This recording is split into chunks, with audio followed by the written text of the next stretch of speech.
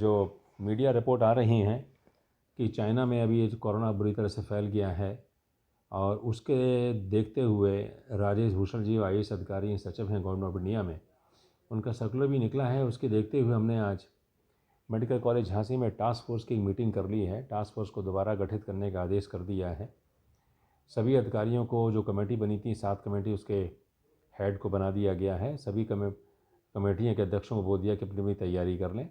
विशेषकर जो इंस्ट्रूमेंट के प्रभारी उनको बोल दिया कि सारे इंस्ट्रूमेंट उपकरणों को, विशेषकर ventilator, HFNC, non invasive ventilator, इनको क्रियाशील कर लें, तो प्लस दवाइयों की उपलब्धता सुनिश्चित कर लें। तो एक आज हमने मीटिंग करके ये एक प्रीलिमिनरी मीटिंग कर ली है। दूसरा है जांचों का, जहाँ तक सवाल है, हमारे पास करीब 2 महीने की जांचों का करने की हमारे पास किट्स उपलब्ध हैं और हमने ये ऑर्डर किया है कि अगर कोई कोविड के पेशेंट आते हैं तो उनका रोज़ाना के आधार पर उनको हम लखनऊ भेजेंगे, जिसका उसका जीन सीक्वेंसिंग हो जाए। इनिशियली भेजेंगे और अगर ये बहुत फैल जाता है तो उसके बाद कोई आवश्यकता ही नहीं होगी। तो ये पता करने के लिए कि कौन सा वेरिएंट आ रहा है। लेकिन हम लोगों ने जो मीटिंग की, उस मीटिंग में हमारे जो फैकल्टी और हमारा ही विचार है, क्योंकि कोविड में पहले रिस्ट्रिक्शन बहुत ज़्यादा था, प्रोटोकॉल रिस्ट्रिक्शन का बहुत था, लॉकडाउन बहुत स्ट्रिक्ट था वहाँ पर, इसलिए वहाँ पर मेरे ख्याल से इम्यूनिटी वहाँ डेवलप नहीं हो पाई थी। तो इसके कारण वहाँ पर ये अब जैसे ही उनको रिस्ट्रिक्शन ख़त्म किए, वो जो दबा हुआ था वो एकदम स्प्रेड कर गया है। और जो हिंदुस्तान ने जो सेकेंड वेव में झेला था, वो प्रॉब्ली चाइना अब झेल रहा है। तो मेरे ख्याल से हिंदुस्तान में ऑलमोस्ट आप जानते हैं कि करीब करीब सभी एक्सपोज हो चुके हैं वायरस से। और माननीय प्रधानमंत्री, माननीय मुख्यमंत्री जी, योगी जी और मोदी जी के नेतृत्व में जितना ज़बरदस्त वैक्सीनेशन का प्रोग्राम चला है, उससे मेरे ख्याल से सभी लोग को इम्यूनिटी है। और ये वेव संभवतः जैसे चाइना में आई है, ये आनी नहीं चाहिए यहाँ पर, लेकिन अगर आती है तो उसके लिए पूरी तैयारी है। डॉक्टर्स की कमी नहीं है, ह्यूमन रिसोर्स की कमी नहीं है। और अगर ऐसा होता है तो मैंने आज सभी को आदेश दिया है कि अगर कोविड होता है तो सबको ड्यूटी वहाँ पर वार्ड में रह के करनी होगी।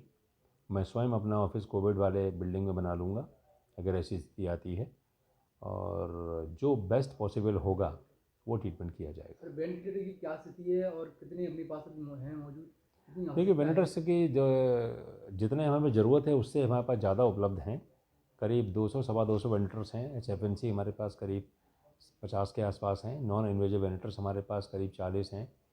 प्लस ऑक्सीजन सप्लाई तो बहुत अच्छी है। लिक्विड मेडिकल ऑक्सीजन यहाँ पर हैं। 2 सिलेंडर्स लगे, पहले 1 था, अब ये 2 हो गए हैं।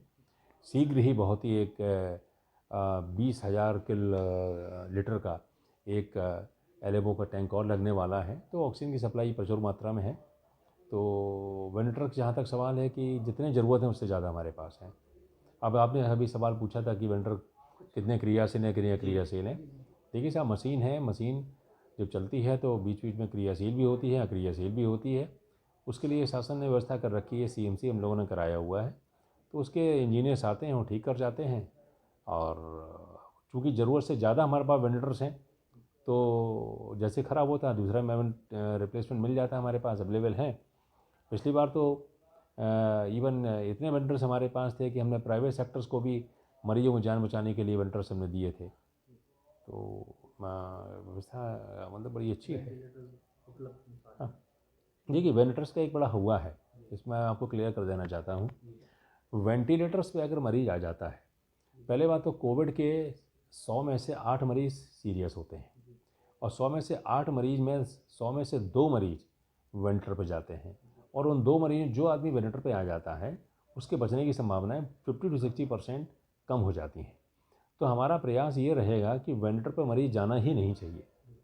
ये इसका हम प्रचार करेंगे, इसकी नॉलेज बुंदेलखंड की जनता को हम बताएंगे कि वेंटिलेटर्स पे अगर आ गए, तब तो आपने भी देखा होगा, आप चूँकि मीडिया से हैं, आपने बहुत कवरेज किया है कि जो वेंटिलेटर पे आने के बाद कितने मरीज बचे, बहुत कम मरीज बचे हैं। तो हमारा प्रयास ये रहेगा कि वेंटिलेटर्स पे हम आने ही ना दें, और आ जाते हैं तो उसके लिए जो बेस्ट क्रिटिकल केयर होनी चाहिए वो हमारे पास उपलब्ध है।